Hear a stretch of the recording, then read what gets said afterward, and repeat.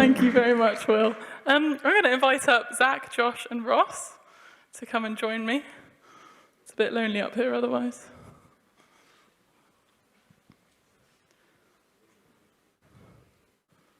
We're talking about communities of justice this evening, building communities of justice. So, Josh, do you mind praying for us before we start? Yeah, thank you, Lord, that we can gather together and talk about this passage. And I pray that you'd give us all peace and receptivity, and that whatever the words we say, that they would be words of truth, and they would actually make a difference in these people's lives and in this community, Lord. Yeah, in your name I pray. Amen. Thank you. You gave Will an applause after the passage, and that was understandable because it's quite a long one, and it's quite a difficult one to sort of get your head around. And I think we must have read it through however many times to try and work out what was actually saying. So just to give you my version, brief, hopefully theologically correct, if not in depth. So it talks about number 7 quite a lot. Number 7 biblically is typically completeness or fullness, and that comes up a lot in that passage. And it also talks a lot about the Sabbath day. Now, some of us probably are quite aware of, the Sabbath being the 7th day, and quite used to that as a concept of one day of rest. God made the world in 6 days, and on the 7th day he rested, Sabbath day. So we're quite used to that concept. But what we're possibly not so used to is that it takes it almost a step further and talks about a Sabbath for the land. And in the 7th year, the Israelites weren't to reap or sow anything in the land at all, which we're not very used to that concept, are we? And then even another step further, every 7 times 7 years is 49 years, so on the 50th year is the Year of Jubilee, and during the Year of Jubilee, everyone returns to the land that they came from, that they inherited from their family line, and everyone returns to that land. So it's quite a countercultural, strange way of doing things to our ears, but that essentially is what we're sort of reading in the passage. So no one's accumulating land to the detriment of anyone else in their community. So that's sort of what we're talking about this evening. I don't know if anyone had anything they wanted to add on that bit. Are we happy? Go for it, Ross. So when we were reading this the other day, one of the things which came up was the idea throughout of community. So there's talk throughout of not taking advantage of each other, of helping one another out, but we wanted to know what this really meant. So where it states, do not take advantage of one another, but fear your God. I am the Lord your God. We were thinking of how we can apply this to our everyday lives and what our communities are. So we saw as a group of individuals helping each other, and that this involves selflessness, having something in common, and forgiveness. So mentioned throughout it was the idea of forgiveness, wiping off debts, not using your power if you have that against people, and also if you're not in a position of power, knowing that those around you will have compassion upon you. I believe Zach has something to add. Yeah, we see in this whole passage, communities about looking after each other's needs. So like in this picture, it's not quite relevant today, but we see that no matter what happens, in the Year of Jubilee, everything goes back to its original owner. It's totally fair. No matter what bad things happen to you, you're always going to end up back in the same place. And basically, everyone looks out for each other, and no matter what, God provides, and everyone is always okay. Shall I go? I'm jumping in ahead of Josh, I'm sorry. No, so we were saying we have lots of practical ideas as well of how we can act this out, and how we do lots of community-based things here within the church. So, like Kintsugi Hope, have I pronounced that correctly? Yeah, thank you very much. Repair Cafe, which when it came up the other day, a load of you were looking really excited. Lots of the older men absolutely loving that one.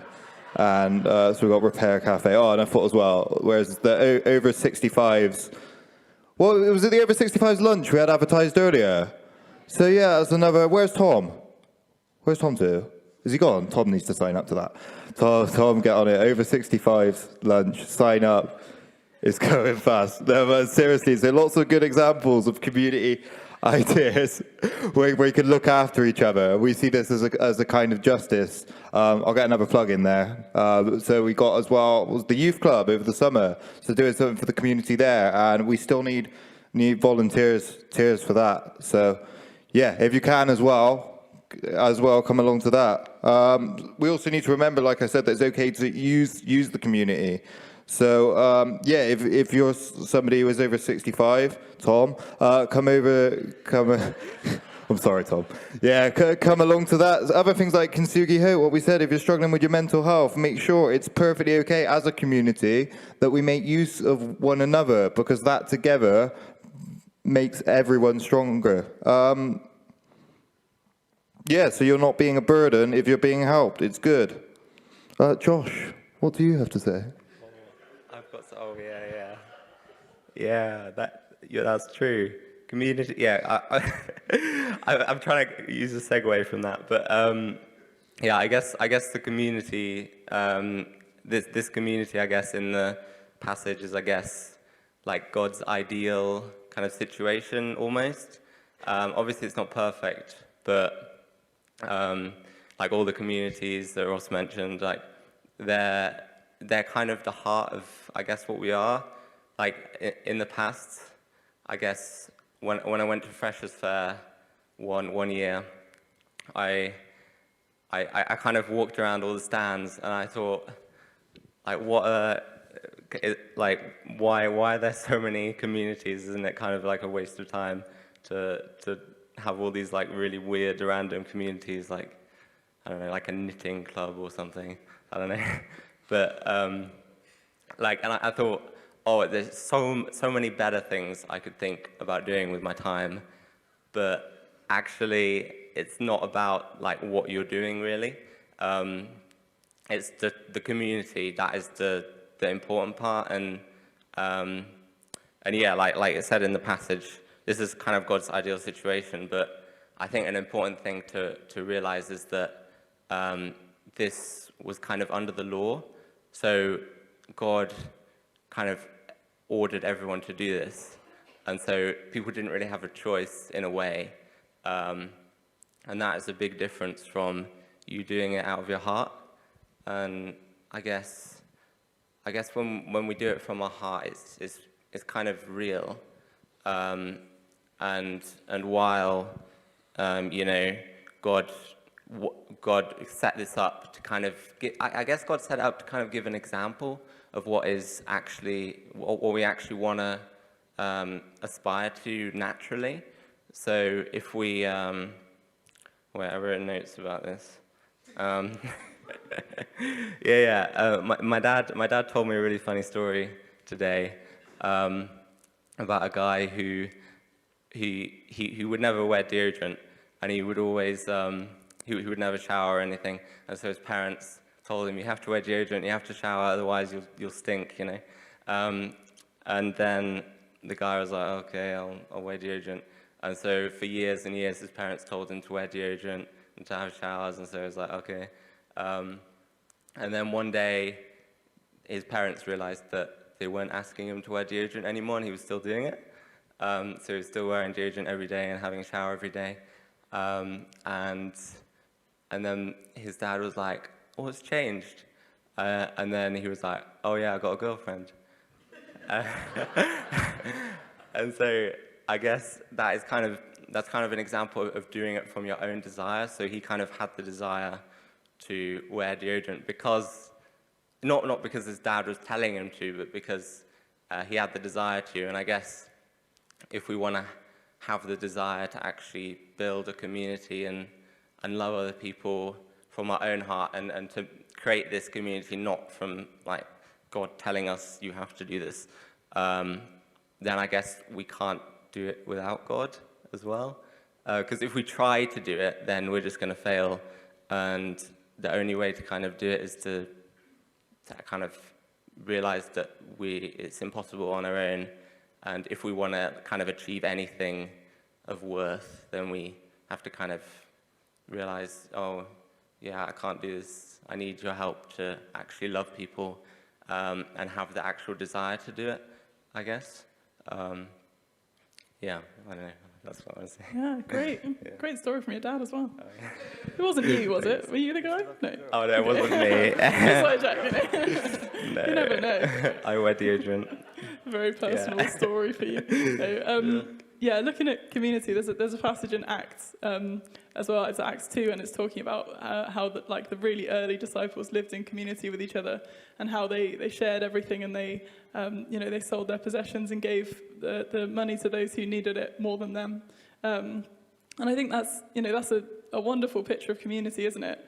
But sometimes it's quite difficult to imagine what that would look like for us. We don't all live in one giant house together.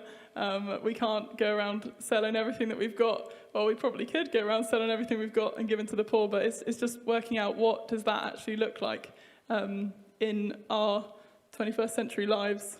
Does anyone have any thoughts on that? Oh, I believe I do. I believe you do as well, Ross. So yeah, when we're talking a community, again, it goes back to what Josh said. So it includes spending time with God, and I believe that embraces that makes us better giving time to the community when we have time alone with God to think about these things. So go into church on a Sunday here now. Well done, all of you. Good work.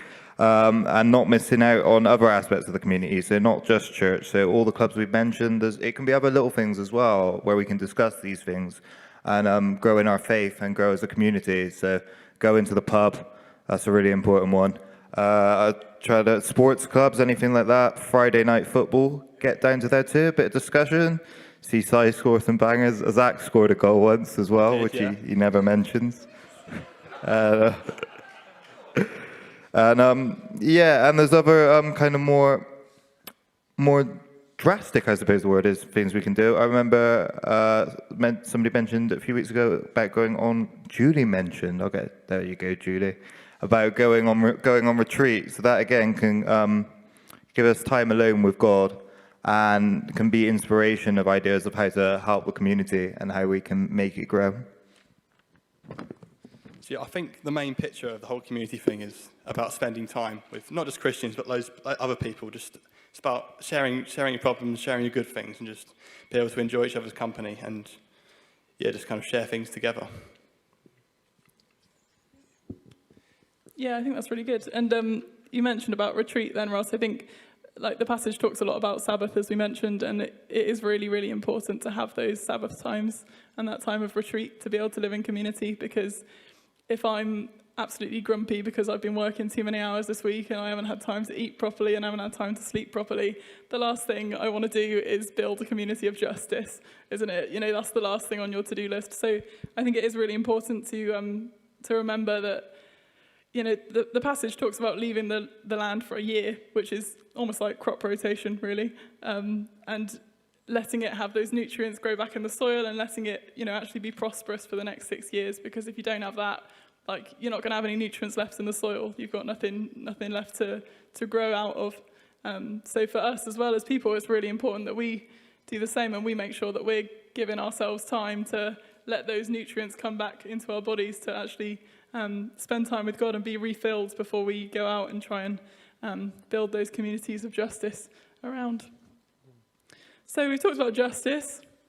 What actually is justice? I am aware that I threatened that you would get to talk to people on your table, and we're running a bit short of time, so I want you to do it at lightning speed, which is quite difficult because I know there's quite a lot of you on some tables, so possibly in pairs, if that's easier. Just have a quick discussion. What is justice? What does that actually mean? 3, 2, 1, go.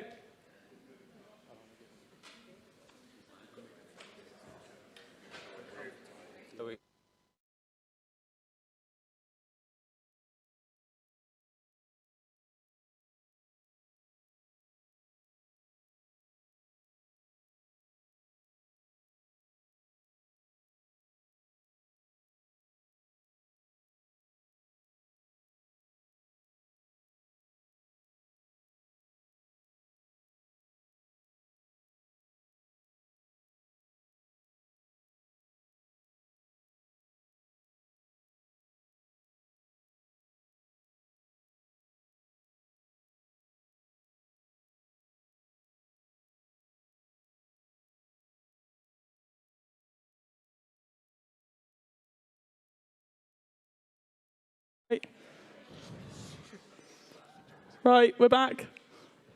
I know, lightning speed. It's a big topic in a very, very short space of time. I do apologise.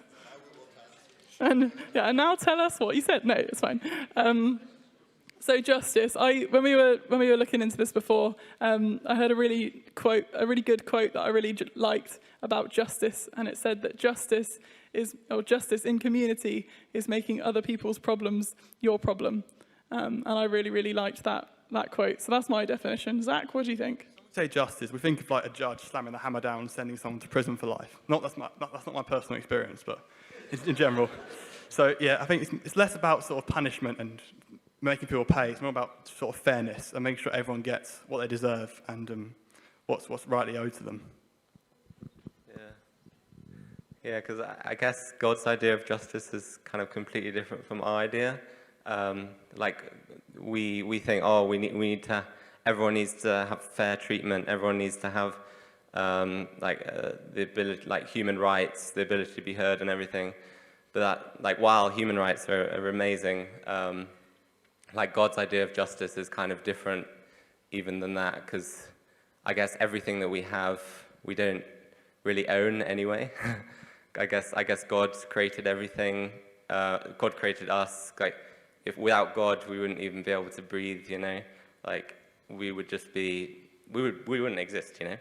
And so I guess one cool illustration that someone told me was that it's kind of like Zach said, you go into a court of law, but instead of going to prison, or imagine you do get sent to prison, you get sentenced to prison, and then someone else comes up and says, I'll pay for you to get out of prison. So I'll pay, I don't know, millions of pounds to get you out of prison or whatever it costs.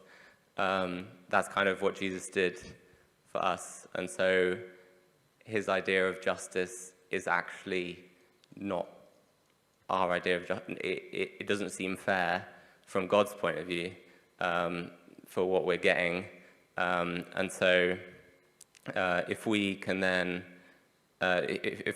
kind of repay God in some small way, then I guess we're making it more fair for him in a way, because he's already given us so much that any small amount that we can give back is kind of okay, I'll kind of be happy to do that. I guess the best way that I sometimes think of being able to do that is